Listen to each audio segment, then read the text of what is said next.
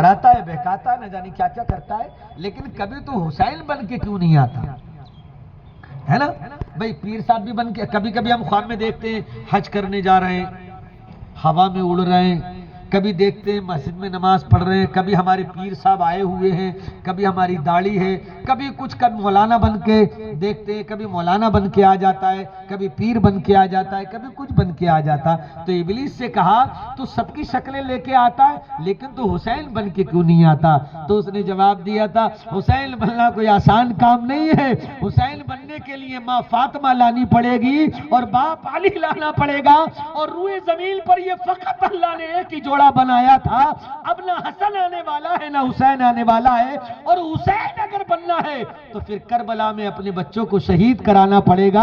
اس لیے حسین بننا آسان کام نہیں ہے، یہ وہ کر گئے حسین، اب کوئی دوسرا نہیں کر سکتا ہے. اب تو ان کی یادیں ہی ہمارے لیے کافی ہے. ہم اگر ان کی یادوں کو ہی سینے میں بسا لیں، ہم اگر ان کی یادوں کو ہی دل میں بسا لیں تو اللہ تعالیٰ ہمارے اسی یادوں سے بیڑا پار فرما دے گا. تو میرے دوستو، حضرت امام حسین سے آپ پیار فرمائیں، ان کے نام پہ لنگر کریں، اور ان کے نام پر لٹانے کا جہاں تک معاملہ ہے نا، تو آپ سن لیجئے، ان کے نام پر لٹانے سے اللہ برکتیں عطا فرماتا ہے، ان کے نام پر خرچ کرنے سے اللہ برکتیں عطا فرماتا ہے، ان کے نام پر لٹانے سے اللہ بیماریاں دور فرماتا ہے. آپ کوئی منت مانگیں تو منت یہی مانگیں کہ جب حسین کا ذکر ہوگا، جب ذکر شہدان کرب و بلا محرم الحرام شریف کا مہینہ آئے گا تو ہم لنگر بنائیں گے، غریبوں امیروں کو لٹائیں گے حسین کے نام سے. اور ہم اور بھی کوئی منت مانگ سکتے ہیں، کسی غریب کو کپڑے پہنائیں گے، کسی غریب کی مدد کریں گے، کسی بچی کی شادی نہیں ہے تو حسین کے نام پہ کرائیں گے، کسی کا گھر نہیں ہے تو حسین کے نام پہ بنائیں گے. اس طرح سے اگر آپ کریں گے تو حسین کا مشن کو زندہ کریں گے. اور اگر دوسری خرافاتوں میں آپ جائیں گے تو یاد رکھ لینا میرے دوستو، کل بھی ڈھول بجانا حرام تھا، آج بھی حرام ہے، کل بھی حرام رہے گا. آپ اپنی عادت سے کچھ بھی کر لیجئے گا، آپ کے کہنے سے شریعت نہیں چلتی ہے.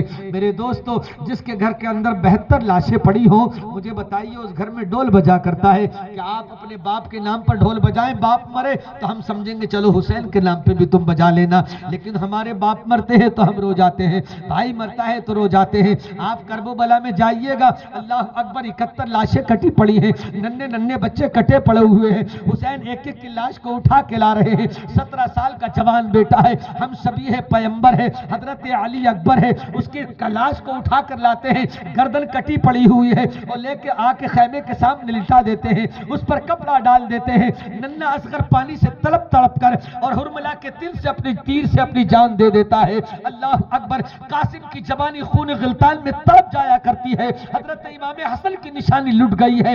لوگ آج بھی اسی چکر میں پڑے ہوئے ہیں. میرے دوستو، میدان کربلا کوئی آسان چیز نہیں ہے. میدان کربلا وہ ہے کہ جس میں حضرت امام حسین نے بھی شہادت پیش کی ہے، اور ان کے گھر کی عورتوں نے وہ صبر کر کے بتایا امت کی بیٹیوں کو کہ جب مصیبت کا وقت آ جائے تو صبر کر لینا. اگر تم نے صبر کر لیا تو کل قیامت میں ہماری ملاقات تمہارے ساتھ ہوگی، اور جب ہم تمہیں جنت میں لے کے جائیں گے، اور تم نے اگر صبر کر لیا تو ہم تمہیں اپنے ساتھ جنت میں لے کر جائیں گے.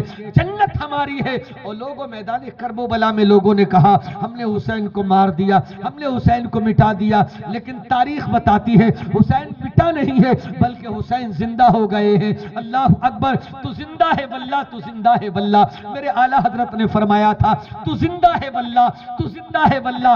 میری چشم عالم سے چھپ جانے والے حسین میری تمہاری نگاہ سے چھپ گئے ہیں. لیکن دوستو 1400 سال گزر گئے، لیکن آج بھی ہر مسلمان کے سینے میں دھڑک رہا ہے حسین. حسین جنت کے مالک ہیں، حسین جنت کے سردار ہیں. حسن و حسین جنت کو جسے چاہیں گے جنت عطا کریں گے. تو میرے دوستو، حسین سے پیار کرنا ہے، حسین کے نقش قدم پر چلنا ہے. جس حسین نے جس سجدے میں اپنی گردن کو کٹا دیا، ہمیں وہ سجدے ادا کرنے ہیں. حسین نے نیزے پہ چڑھ کے قرآن کو پڑھا ہے، ہمیں اپنے بچوں کے سینوں میں قرآن کو سجانا ہے. اللہ اکبر. میرے دوستو، جس قرآن کو حسین نے نیزے پہ چڑھ کے سنایا اور لوگوں کو بتا دیا، حسین کا سر کاٹ لیا تو کیا ہوا، کٹ گیا تو کیا ہوا، لیکن حسین کا قرآن پڑھنا بند نہیں کرا سکتے، کیونکہ قرآن پڑھنے کے لیے جان نہیں ہے بلکہ ایمان کا ہونا ضروری ہے۔ مسلمانوں، اللہ اکبر، نہ جانے کتنے مسلمان ہیں زندہ ہیں پھر بھی قرآن نہیں پڑھتے۔ میرے دوستو، قرآن پڑھا کرو۔ اگر چاہتے ہو کہ حسین تم سے پیار کریں تو تمہیں قرآن پڑھنا پڑے گا اور نماز پڑھنی پڑے گی۔